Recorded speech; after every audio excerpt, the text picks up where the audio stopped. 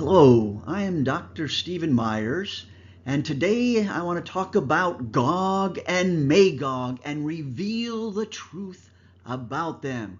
Who are they? Who is Gog? Who is Magog? And so we want to look today and try to figure out who Gog and Magog are. When I was growing up in the 1960s, near the end of the 60s, a preacher, Dr. Jack Van Ippy, came to our church and he talked about the coming war with Russia. The end is soon. The rapture will soon take place and we'll be caught up into the heaven, and then there'll be 7 years of tribulation. And I was very impressed with this great speaker about the end of times, the coming war with Russia. And he even has a book out. I'm not a book. He has, I guess you can't see it too well here, but I got the old record player and bought that many years ago. And I want to look together. He thought that Russia was in Ezekiel, and we want to take a look at that. And here I have a picture. I started saving news articles about the signs of the times. The end was surely here. There was another key movie that came out in the early 70s called A Thief in the Night. And it tells about the rapture occurring and you're left behind. You need to get saved now so you won't have to go through the 7 years of tribulation. And then other books came out, the Left Behind series later. Ezekiel chapter 38 verse 1 says, "And the word of the Lord came unto me, saying, Son of man, set thy face against Gog, the land of Magog, the chief prince of Meshech and Tubal, and prophesy against him. And say, Thus saith the Lord God, Behold, I am against thee, O Gog, the chief prince of Meshech and Tubal." Now the word prince in verse 3 is the Hebrew word rush, which many say this is Russia. It sounds like Russia, rush. But most think it means head, chief, or beginning. Just because a Hebrew word sounds similar to an English word doesn't mean they're the same. So most think that rush is not Russia in Ezekiel 38. The very first word of the Bible, bereshith, berush, sheaf, in the beginning. So we could say, so in Russia, God began to create the heavens and the earth. No, I don't think that's right. I think rush does not mean Russia. The other word, Meshech, which some equate with Moscow. Again, just because it may sound a little bit similar to it, it doesn't mean it's the same word.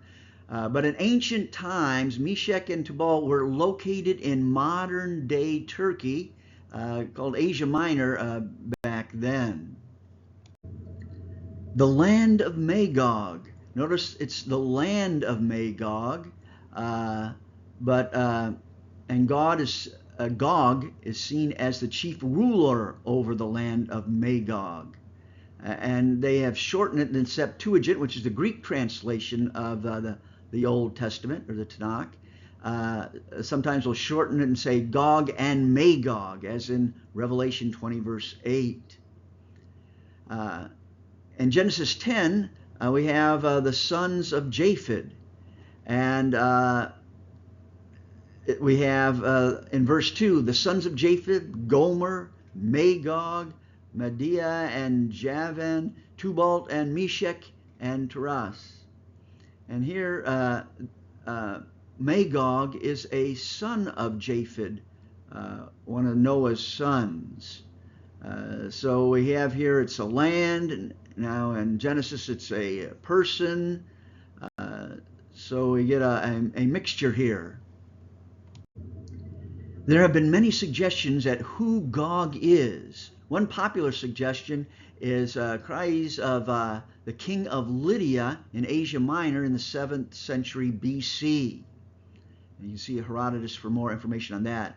Josephus thought it was the Scythians. Gunkel thought it was the Medes.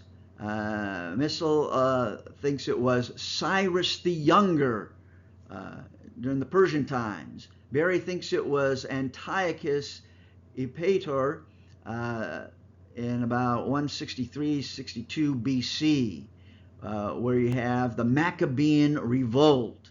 And you can see Zimmerli for more of these suggestions and problems with them. Others think that Gog is Alexander the Great.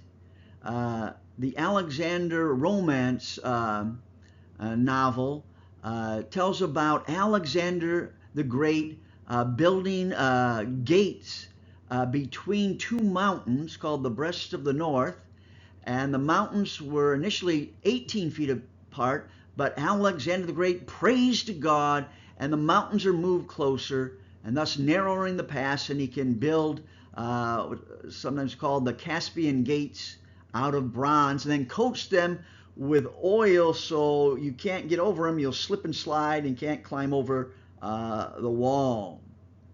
And the gates enclosed about 22 nations and their kings, including Gog and Magog. And they think in the end times they'll break through those gates and come down and attack Israel.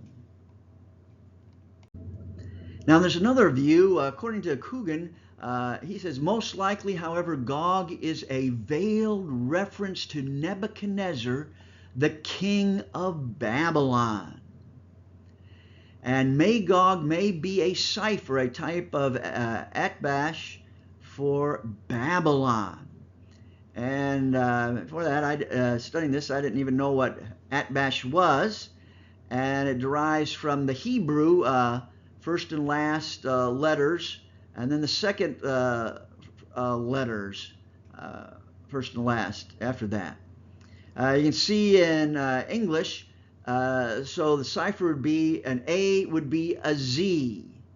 So you're switching it from back the end and then the first one. So B would be Y, C would be X, and you go through the whole alphabet backwards. And then below that we have the Hebrew alphabet. So Aleph, the first letter of the Hebrew alphabet, would be the cipher Tau, the last letter. And so it switches all around with these ciphers here. Now in the Bible, there's several words that are described by a number of people as examples of Atbash. In Jeremiah 25:26, the king of Sheshach shall drink after them. Sheshach meaning Babylon. So you can see here Babylon is switched to the last letters around to form this word for a cipher for the king of Babylon. Jeremiah 51 verse 1, behold, I will raise up against Babylon and against the inhabitants of Lev-Kameh a destroying wind. And the cipher here meaning Chaldeans, or which is the Babylonians. In Jeremiah 51:41, how has Shemeshach been captured and the praise of the whole earth shaken? How has Babylon become the curse among the nations? And here we have Babylon being switched around again. But in Ezekiel, it's a little bit different cipher. You have the moving of the words from one letter to the left. And it makes Babylon become Magog. And as a reason to the left, Hebrew is just the opposite of English. You start writing at the right and you go to the left, just the opposite of English here.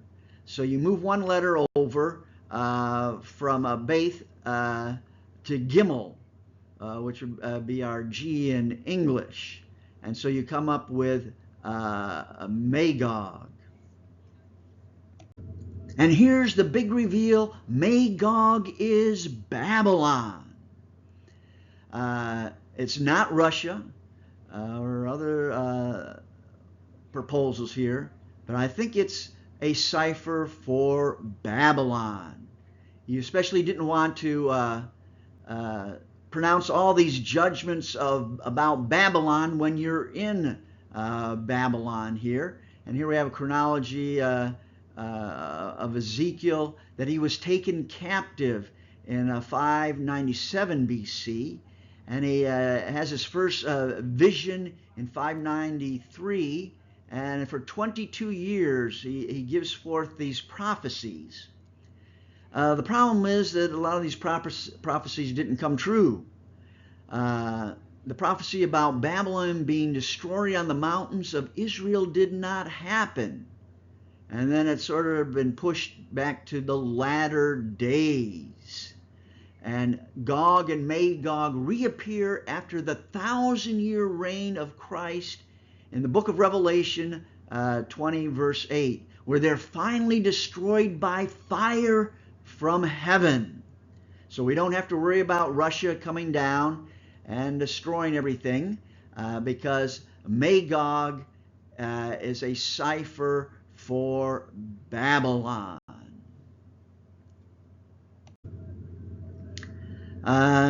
Here's some there's one important one I want to point out here for the bibliography is Jeremiah's 70-year prophecy and the Abash codes that you can just click on to get online. And you may have to pay for it if you're not a member.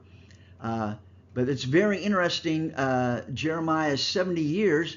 There was a 70-year prophecy before that in the Assyrian Empire. And that's very interesting to compare, and he may be comparing that to the Assyrian one.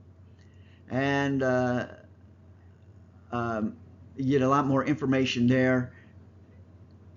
And then if you want to keep up with the current debates, the commentary of the Book of Prophet by Ezekiel, by Walther Zimmerli, goes through a lot of these things.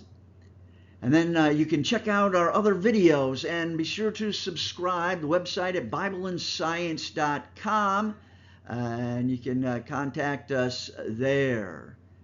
Thank you very much.